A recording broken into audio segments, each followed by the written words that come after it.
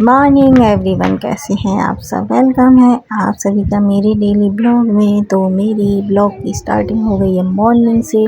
इतना मस्त मस्त नज़ारा, और उस पर वॉक करने के बाद, घर के सारे काम निपटाने के बाद शाम को मैं गई थी दिवाली मेले में। और वहाँ निक्कू खेल खेल के पूरा खुश हो रहा है।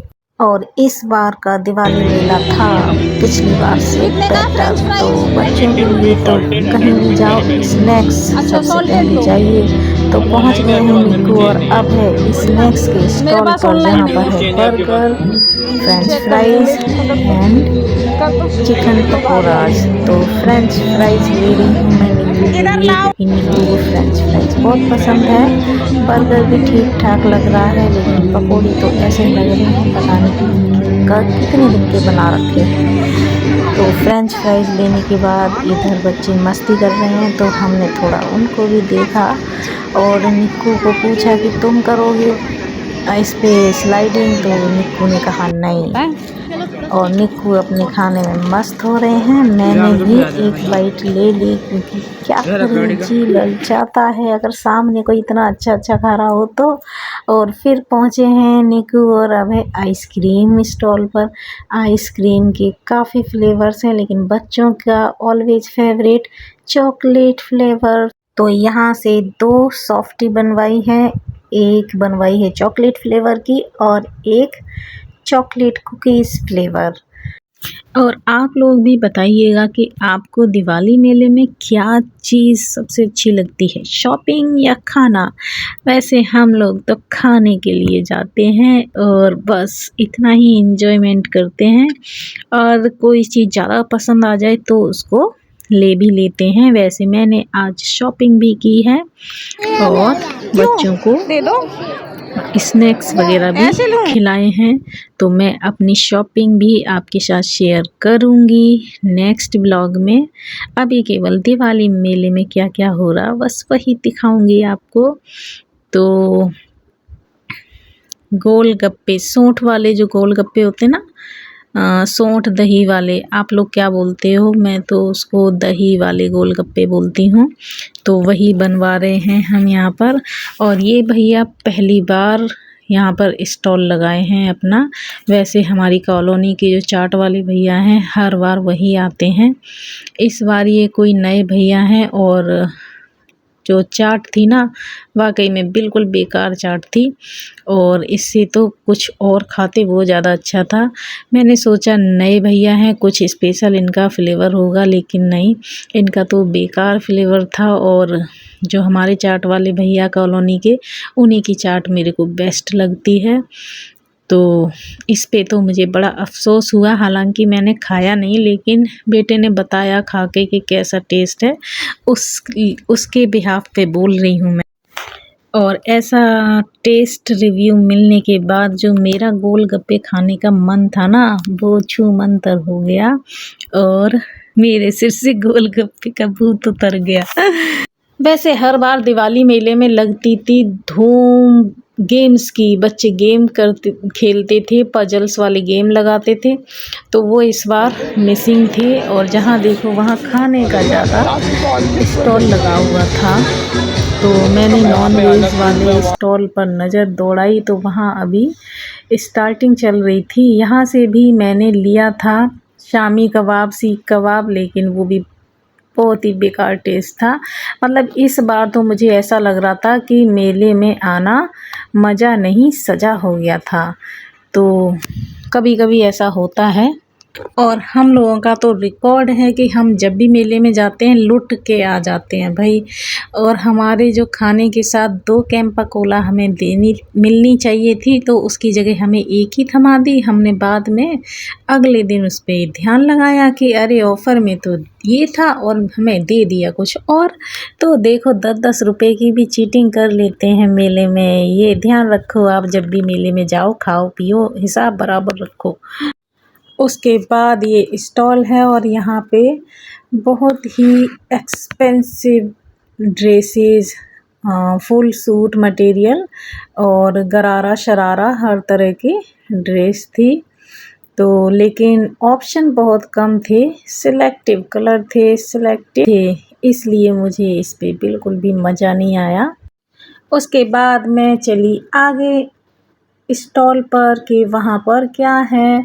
तो मेला अगर घूमने जाओ तो टाइम बहुत चाहिए और पैसा भी बहुत चाहिए, तब तो मज़ा आता है। लेकिन हम जैसी हाउसवाइफ ना हर समय बजट देखती हैं और इस चक्कर में ना हम मेले से कभी कुछ खरीद के नहीं लाते हैं और अक्सर ऐसे ही चले आते हैं, खाओ पियो मज़े करो।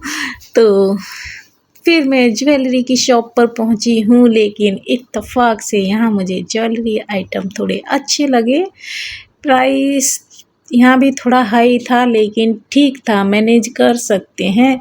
तो यहाँ से मैंने थोड़ी ज्वेलरी ली, वो भी मैं आपको दिखाऊंगी बाद में। तो अभी आप देख लीजिए कि क्या क्या और कैसे कैसे। स्टड सेट बहुत थे और इंडिविजुअल चेन जो होती हैं लाइट टीनेजर्स पहनना पसंद करते हैं, वो सब थे। और उसके बाद फिर मैं नेक्स्ट ज्वेलरी स्टॉल पर पहुंची हूँ। वहाँ ये 50 रुपीज़ ईयरिंग थे। ऊपर वाली रो में सारे 50 रुपीज़ वाले थे, नीचे वाले अलग अलग कॉस्ट के थे। तो बहुत अच्छे ऑप्शन थे लेकिन मुझे नहीं चाहिए थे। मेरे पास काफ़ी ईयरिंग्स ऑलरेडी रखे हैं और मैं उनको ही नहीं पहन पाती हूँ। कभी टाइम होगा तो मैं आपके साथ अपना ईयरिंग्स का ब्लॉग बनाऊंगी, उसको आप देखिएगा कि मेरे पास कितने ईयरिंग्स हैं। कभी कभी तो ऐसा लगता है कि एक दिन पहनूंगी एक तो भी मुझे दूसरी बार उसे पहनने के लिए 1 महीना लग जाएगा। यहाँ पर ज़्यादा कंफ्यूज होने से अच्छा है कि मैं आगे बढ़ लूँ। आगे बढ़ने से पहले आप लोगों से एक रिक्वेस्ट है, अगर मेरे चैनल पे न्यू हैं, पहली बार विजिट किया है, तो जाके मेरे चैनल को सब्सक्राइब कर लें और बेल आइकन ज़रूर दबाएं। इसीलिए मैंने यहाँ पर अब ज़्यादा टाइम नहीं लगाया और मैं आगे खिसक ली। उसके बाद मैं पहुँची हूँ नेक्स्ट स्टॉल पे, जहाँ पे लगा रखे हैं इन्होंने क्लॉथ फैब्रिक। सूट मटेरियल हैं अनस्टिच्ड और विंटर कलेक्शन भी था, समर कलेक्शन भी था, लेकिन लिमिटेड पीस थे, लिमिटेड क्वालिटी थी। लेकिन मुझे वो भी अच्छा नहीं लगा। फिर मैं पहुंची यहाँ पर और ये मुझे लगता है मेले का सबसे अच्छा स्टॉल है ये। यहाँ पे प्राइस भी रीज़नेबल थे और जो है मटेरियल भी अच्छा लग रहा था। तो यहाँ से मैंने परचेज किया था एक सूट और आगे वो कैसा निकलेगा पता नहीं, लेकिन look wise, colour wise, design wise बहुत अच्छा लग रहा था। और मोस्ट इम्पोर्टेंट प्राइस इतना रीज़नेबल कि बस दिल खुश हो गया। जितनी हम सिलाइयाँ दे देते हैं सूट की, उतने में पूरा ड्रेस आपको मिल जाए तो क्या ही चाहिए। तो मेले में इससे अच्छी तो कोई और बात हो ही नहीं सकती है। तो बस एक ये स्टॉल मुझे सबसे अच्छा लगा था। और अगर ये मैडम फिर कभी हमें मिलेंगी, वैसे मैंने इनका फ़ोन नंबर ले लिया था, तबस्सुम नाम था इनका, और थोड़ी प्रॉब्लम आई थी, मुझे चेंज करना पड़ा था, तो उन्होंने फटाफट से चेंज भी कर दिया। मुझे जाना भी नहीं पड़ा दोबारा, बेटे को भेजा और वो समझ गई कि क्या चाहिए मुझे और उन्होंने तुरंत एक्सचेंज कर दिया। तो कभी होगा तो मैं इनसे नेक्स्ट टाइम 3-4 ड्रेस लूँगी सबके लिए, सबको एक एक गिफ्ट करने के लिए।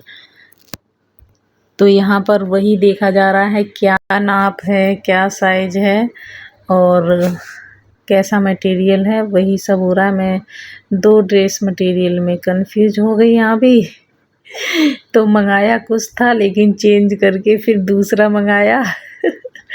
तो ऐसी होती है मेरी शॉपिंग। आपकी कैसी होती है? लेकिन मैं जो चीज़ पसंद आ जाती है मैं उसी को लेती हूँ और बार बार बदलने का झंझट मुझे बिल्कुल पसंद नहीं है। उसके बाद ये फिर से ज्वेलरी शॉप, उसको मैंने फटाफट स्किप किया क्योंकि ये नहीं था। यहाँ पे ये लखनवी जो वर्क होता है उसके सूट रखे हुए हैं, इनको भी मेरे को लेना नहीं था तो आगे बढ़ गई। यहाँ पे पर्स थे तो ये क्लच मेरे को अच्छा लगा, ये मुझे बताया उन्होंने तो 500 का, तो मैंने इसको भी छोड़ दिया क्योंकि अभी कोई पार्टी भी नहीं करनी है मुझे अटेंड, जो ज़रूरी है तो जो ज़रूरी नहीं है उसको मैं छोड़ती चलती हूँ। जो मुझे लगता है कि अभी मेरे को नीड है तो वही चीज़ लेती हूँ। तो सबके प्राइस ज़रूर चेक करती हूँ, पूछती हूँ, खरीदूँ या ना खरीदूँ वो बात की बात होती है, लेकिन सबके प्राइस ज़रूर पूछती हूँ, जिससे मुझे ये ना लगे मैंने उसका प्राइस ना पूछा कैसा था वो कैसा नहीं। तो ये विंटर के ड्रेस मटेरियल दिखा रही हैं, 1800 रुपये का पूरा ड्रेस मटेरियल है इनके पास। मैंने कहा ठीक है, मैं फिर आऊँगी हस्बैंड के साथ, अभी तो जा रही हूँ मैं, क्योंकि मैं पहुँची थी उस टाइम सभी स्टॉल नहीं लगे थे और मुझे डिनर बनाना था, तो इसलिए मैं चली आई थी। तो जल्दी जल्दी थोड़े थोड़े क्लिप बना लिए। तो ये परफ्यूम्स थी बहुत अच्छी, मतलब इत्र कहते हैं ना, इत्र परफ्यूम तो कुछ मिक्सिंग होता है, जो इत्र होता है ना जिसका एक मतलब आप उंगली भी टच कर लोगे उसकी तो इतना खुशबू आती है उसकी, ये वो थे। तो इनका मुझे ज़्यादा आइडिया है नहीं, क्योंकि मुझे ना परफ्यूम से एलर्जी है, तो मैं ये काम हस्बैंड के लिए छोड़ती हूँ, वही अपने हिसाब से देख लेते हैं। बाकी यहाँ पे दिवाली डेकोरेशन के लिए candles, candle holders, diyas, water diyas, electric diyas, ये सब थे।